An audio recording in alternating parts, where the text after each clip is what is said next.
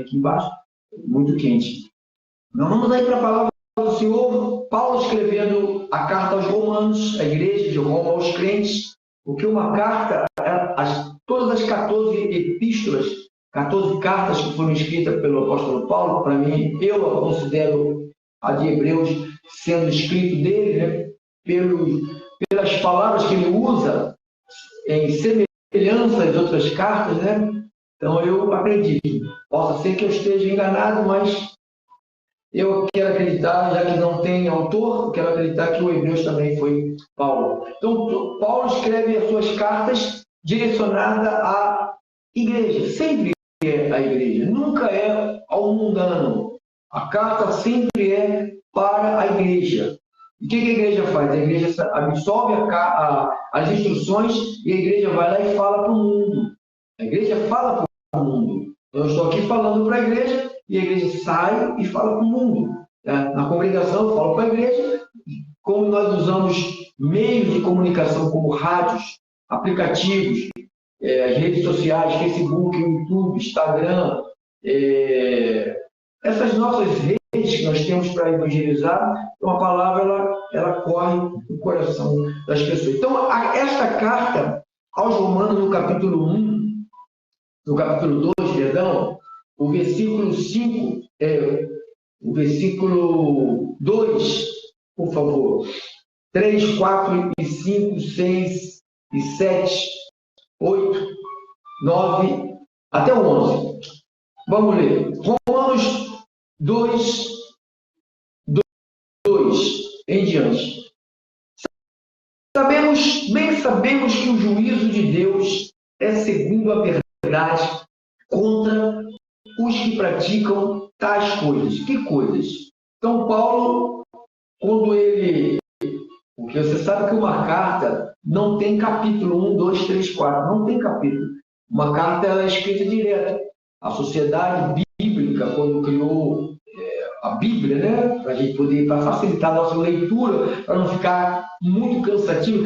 Já imagine se ele colocasse do 1 ao 16, o livro de Romanos tem 16 capítulos, tudo junto, ficaria uma mistura que seria até ruim para ler. E quem escreveu simplificou, separou em blocos, mas o capítulo 1 e o capítulo 2 praticamente é uma coisa só. Então, quando ele diz, bem sabemos que o juízo de Deus é segundo a verdade contra os que praticam tais coisas, então, se você ler o capítulo 1 todo, você vai saber que tais coisas são essas. Então, ele vai dizendo, tu, ó homem, que condenas os que praticam tais coisas e fazes as mesmas, e pensa que te livrará do juízo de Deus. Então, tem gente que critica as pessoas que erram, e faz a mesma coisa, mas escondidos. Tem gente que critica alguém que está fazendo publicamente, mas está fazendo as mesmas coisas, mas escondido. Diz, não adultera e adultera, escondido. Não rouba, mas rouba escondido. Não minta e mente escondido. Então, Paulo falou, olha, você vai cuidar da sua vida. Vai cuidar da sua vida. Agora as palavras que ele quis dizer. Versículo 3. Tu, homem que condena os que praticam tais coisas, as fazem as mesmas, pensas que te livrará do juízo de Deus? Você está pensando só porque você critica os outros e também faz. Você critica aqueles que fazem publicamente, que todo mundo está vendo, mas você faz coisas escondidas que Deus está vendo. Então, por isso que você tem que cuidar da sua vida. Já vá cuidar da sua vida. Crente verdadeiro, cristão verdadeiro não cuida da vida do outro. Cristão verdadeiro cuida da sua vida. Paulo falou a Timóteo, vá cuidar da doutrina e vá cuidar da sua vida. Deixa a vida do próximo para o próximo. Versículo 4. Ou desprezas a riqueza da sua bondade, intolerância e longanimidade, ignorando a bondade de Deus que te conduz ao arrependimento. Paulo está falando, você não pode ignorar a bondade de Deus, que essa bondade vai conduzir ao arrependimento. 5, versículo 5. Mas segundo a tua dureza e o coração impenitente, sabemos que é um coração impenitente, é um coração que não se arrepende, peca, erra e não se arrepende do erro nem do pecado. Continua mantendo-se no erro e continua mantendo no pecado. Eu já expliquei que erro é uma coisa e pecado é outra coisa. O que é um erro? Um erro, eu vou para a rua Matias de Albuquerque e eu acabo entrando na rua Marina. Eu errei a rua, mas eu não cometi pecado. Eu só cometi um erro. Eu comprei a cor da tinta, era amarelo ouro. Eu comprei amarelo canário. Eu não cometi um pecado, eu cometi um erro. Pecado é outra coisa. O apóstolo Paulo diz que um coração impenitente, que acumula um coração impenitente, o que acumula para ele? Não é a bênção de Deus, ele acumula para ele a ira para o dia da ira e da revelação do justo juízo de Deus, que retribuirá a cada um segundo o seu procedimento, a vida eterna, aos que perseverando em fazer o bem, procuram glória, honra e incorruptibilidade. Versículo 8. Mas ira e indignação aos facciosos, que desobedecem à verdade e obedecem à justiça. Tribulação, angústia virão sobre a alma que qualquer homem que faz o mal, o judeu primeiro, também o grego. Glória, porém, honra e paz todo aquele que pratica o bem, judeu primeiro, também é o grego. Porque para com Deus não há acepção de pessoas. É a palavra de Deus que está aqui, ela já é abençoada, ela já tem uma força, ela tem uma vida, ela já tem uma energia própria. E ela vai agir na nossa vida, na nossa mente, e vai trabalhar a nossa mente para que a nossa mente receba esta semente.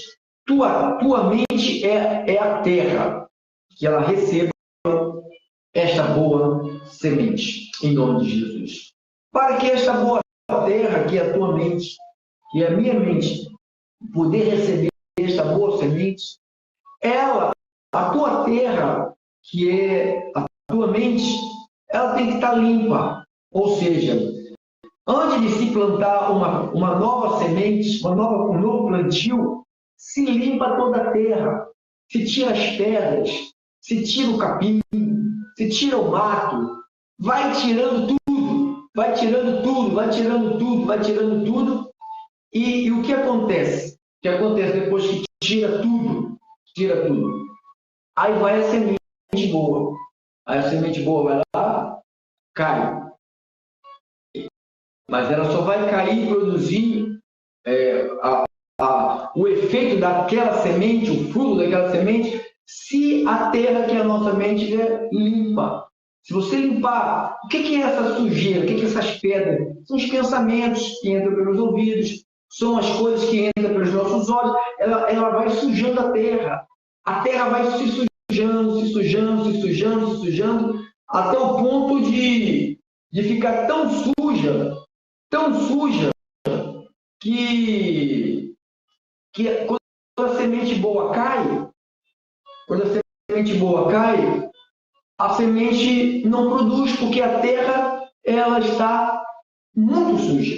Quando a terra está muito suja, o que acontece? A semente boa cai, é como aquela parábola, ela caiu na beira do caminho, ou seja, a terra toda suja, poluída. Então a mente tem que estar limpa. Então procure colocar coisas boas na tua mente, para que ela sempre esteja uma terra plana, limpa, cultivada, adubada, para a chegada da semente, tá bom? Então vamos aí para a palavra. Nós temos agora 20 minutos. O grande dia da ira de Deus. 1 Coríntios 1:8. 1 Coríntios 1:8. Olha o que diz aqui. 1 Coríntios, capítulo 1, versículo de número 8. A palavra do Senhor diz assim: o qual também vos confirmará até o fim, para seres irrepreensíveis no dia de nosso Senhor Jesus Cristo. Então, Paulo está dizendo aqui que esse grande dia da ira de Deus, Paulo fala, o no dia do Senhor Jesus Cristo. Esse grande dia da ira de Deus é o dia do Senhor Jesus Cristo, ó, o qual também vos confirmará até o fim, para seres irrepreensíveis no dia de nosso Senhor Jesus Cristo. É uma dos nomes que é chamado o dia da ira do Senhor. Olha o segundo nome aqui. 2 Timóteo, capítulo 1, versos 12, olha aqui. 2 Timóteo 1, 12, diz assim: é por isso que estou sofrendo estas coisas. Todavia, não me envergonho, porque eu sei em quem tenho crido. Estou certo que Ele é poderoso para guardar o meu depósito até aquele dia. Aquele dia é o grande dia da ira de Deus. Então, Paulo avisou em todas as cartas sobre esse grande dia. Os profetas avisaram. O livro, o Pentateuco, escrito por Moisés, avisou. Deus usando Moisés avisou. Os profetas avisaram. Os apóstolos de Jesus avisaram. Jesus avisou. Paulo está avisando. Olha o outro aqui. 2 Timóteo 4,8. 2 Timóteo 4,8 diz assim: já agora a coroa da justiça me está guardada, a qual o Senhor reto juiz me dará naquele dia. Naquele dia, que dia é este? O grande dia da ira de Deus. Naquele dia, o grande dia da ira de Deus. Olha o apóstolo Paulo falando aos Tessalonicenses, 1 Tessalonicenses 5, 2 e 3. 1 Tessalonicenses 5, 2 e 3. Diz assim: pois vós mesmos estáis inteirados com precisão de que o dia do Senhor vem como ladrão de noite. Esse grande evento do grande dia, Paulo fala aos Tessalonicenses, o dia do Senhor, o dia da vingança do Senhor. Então, aí vai dizer no versículo 3: quando andarem dizendo paz e segurança, eis que sobrevirão repentina destruição, como vem as dores de parto. Aqui está para dar a luz, e de nenhum modo escaparão. Viu? De nenhum modo escaparão. Nós lemos lá em Apocalipse, no capítulo 6:16, diz assim: e disseram aos montes e aos rochedos: caiam sobre nós, nos escondei-nos da face daquele que se assenta no trono da ira do Cordeiro, porque chegou o grande dia. Chegou o grande dia. Qual dia? Chegou o grande dia. E quem pode suster-se? Quem pode? Nós lemos também Apocalipse 20, versículo 11 ao 15, ele diz assim: e vi um grande trono branco, aquele que nele se assenta, cujas a presença fugiram a terra e o céu, e não se achou lugar para eles. Vi também os mortos, os grandes, pequenos, postos em pé diante do trono. Então se abriram os livros, e ainda o livro da vida foi aberto, e os mortos foram julgados segundo as suas obras, conforme o que se achava escrito nos livros. Deu mal os mortos que nele estavam, a morte e o além entregaram os mortos que nele havia, e foram julgados um por um, segundo as suas obras. Então a morte e o inferno foram lançados para dentro do lago de fogo, que esta é a segunda morte, o lago de fogo. E se alguém não foi achado inscrito no livro da vida, esse foi lançado para dentro do lago de fogo. Então este é o grande dia da ira de Deus. Irmãos, não tem cura, não tem oração, não tem jejum, não tem monte, não tem consagração, não tem joelho dobrado, não tem nada. E agora, hoje é o dia do arrependimento, hoje é o dia da reconciliação, hoje é o dia de você fazer as pazes com Deus, porque Deus já fez as pazes contigo. Você quer viver a vida toda sofrendo nesta vida de altos e baixos, de depressão, de ansiedade, de doença mental, de doença física, de doença espiritual, de sabe, de ficar buscando, de crise de depressão, puxando o passado. Depressão é coisa do passado que as pessoas puxam. Crise de ansiedade é as coisas que as pessoas ficam pescando lá no futuro. Nem chegou lá no futuro, as pessoas ficam pescando as coisas. Hoje é o dia que o Senhor nos deu para viver. Amanhã, ninguém está garantido amanhã. O amanhã, não adianta olhar vamos consultar a mãe de santo, o pai de santo, vamos consultar o horóscopo, vamos consultar a bola, a vidente, as cartas, cromancia, leitura de mão, vamos olhar para os astros. Não vai achar, não tem, ninguém sabe o dia de amanhã. Ninguém sabe o dia de amanhã. Olha o que Jesus falou aqui em Mateus 24. Mateus 24, 42 e 43. Mateus 24, 42 a 44. Portanto, vigiai, porque não sabeis em que dia vem o vosso Senhor. Você sabe? Eu não sei, ninguém sabe. Então, ele vai dizer, mas considerai isto. Se o pai de família soubesse a que hora viria o ladrão, vigiaria e não deixaria que fosse arrombada a sua casa. Por isso, ficai também vós apercebidos, porque a hora em que não cuidais, o Filho do Homem virá. É o dia da ira do Senhor. É o grande dia da ira do Senhor. Eu quero concluir esse pensamento com a carta do apóstolo Paulo, escrita por Paulo aos Tessalonicenses, no capítulo de número 1, versículo 5, Paulo diz assim, sinal evidente do reto juízo de Deus. Paulo fala assim, é um sinal evidente do reto juízo de Deus. Então diz que o juízo de Deus, o que é isso? É a justiça de Deus. A graça só tem força como a graça se houver justiça na graça.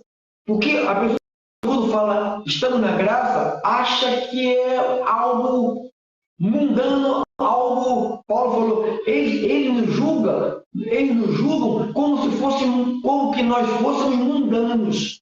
Porque quando você diz graça, diz que alguns da libertinagem, aqueles que o Pedro falou, Paulo falou, Judas falou, escreveu sobre essa turma, né? Os da libertinagem, que transformam a graça de Deus em libertinagem. Então, Paulo falou, o sinal do reto juízo de Deus para que sejam considerados dignos do reino de Deus. Não é de qualquer maneira, pelo qual, com efeito, estás sofrendo. De fato, é justo para com Deus que ele dê e pague a tribulação aos que vos atribulam. Então, há uma recompensa para quem te incomoda, para quem te perturba, para quem te atribula. Nós lemos já uma passagem que acho que em Coríntios, nós lemos, não estou me recordando, que Paulo diz que nós não devemos nos vingar, né? Não vingueis a vós mesmos, mas dai lugar à ira, porque a vingança pertence ao Senhor.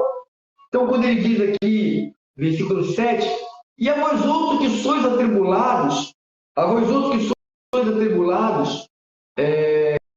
alívio juntamente conosco, quando do céu se manifestar o Senhor Jesus com os anjos do seu poder, em chama de fogo, tomando vingança contra os que não conhecem a Deus e contra os que não obedecem ao Evangelho de nosso Senhor Jesus Cristo. Então diz que essas pessoas sofrerão penalidade de eterna destruição, serão banidos da face do Senhor e da glória do seu poder. Então, isto já está decretado.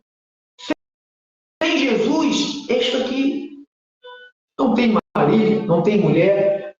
Ah, mas pastor, você crê em Jesus, já salva tudo em tua casa, não aquela passagem.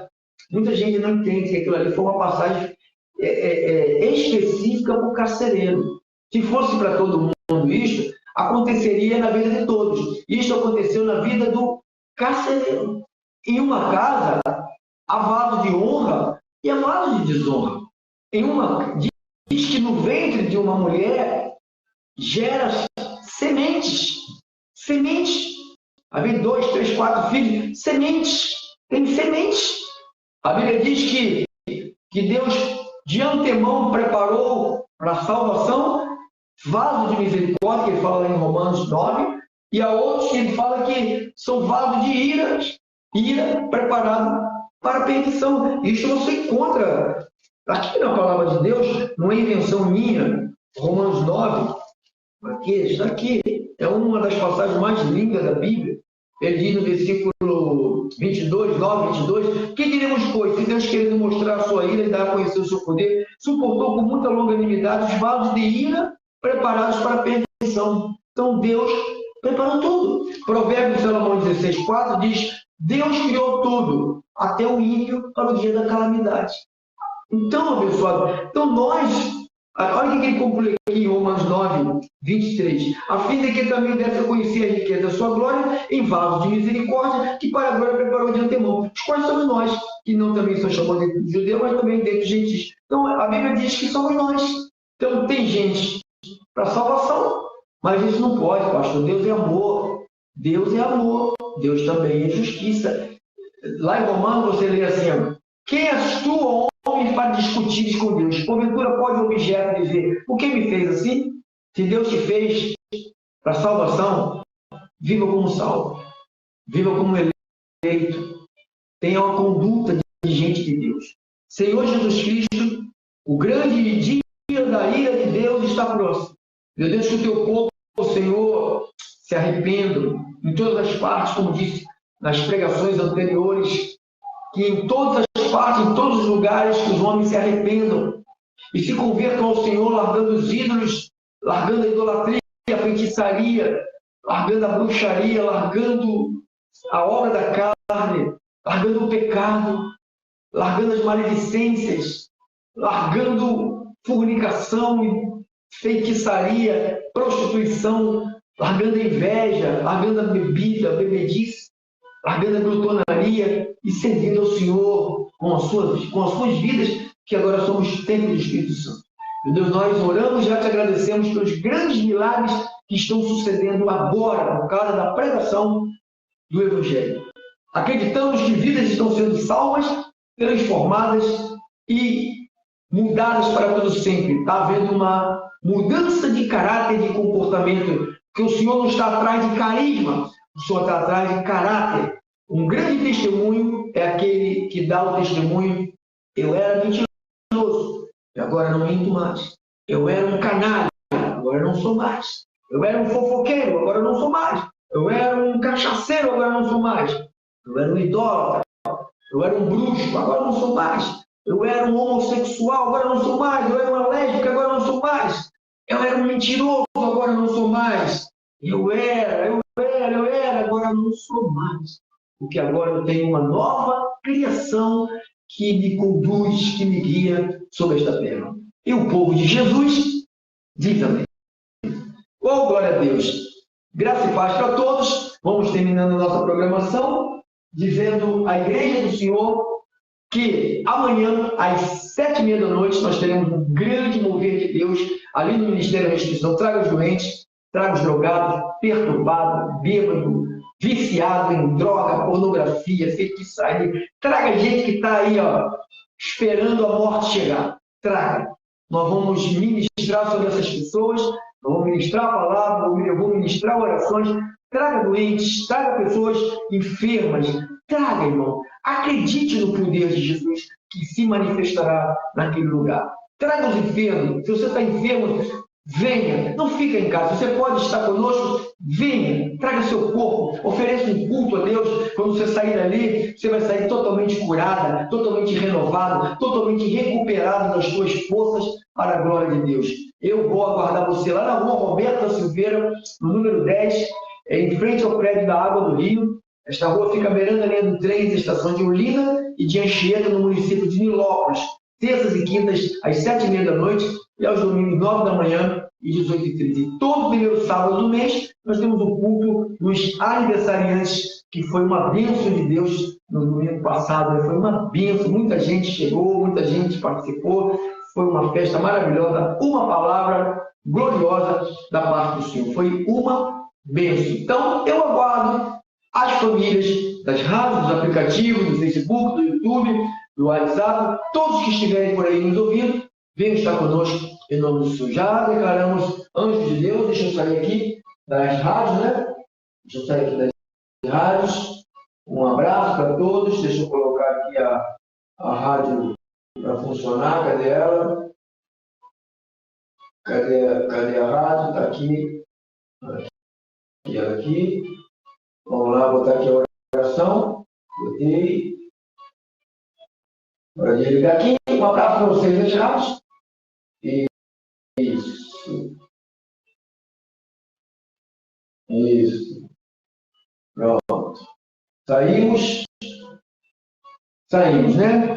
E vocês que estão por aí, amanhã, às 14 horas, evangelismo, vou estar lá na comunidade, eu vou ficar direto no culto até às 7h30, né? O culto, de 14 horas até às 7h30 da noite, né? Às 21 horas eu vou estar lá, né? Muitas horas, atendimento pastoral, atendimento telefônico, então você pode estar enviando nossos irmãos para o evangelismo, tá bom? Fiquem na paz, tenham todos uma noite abençoada, com saúde, paz e prosperidade da parte de Deus. Declaramos a paz, tanto na minha casa, na minha vida, na minha família, na sua família, no seu corpo, na sua casa, no seu lar, no seu casamento, sabe, que haja paz sobre você, que a saúde de Deus penetre a tua vida para a glória de Deus. Tenha uma noite abençoada. Fiquem na paz, graça e paz, tchau, tchau, tchau, tchau. Tchau. Tchau.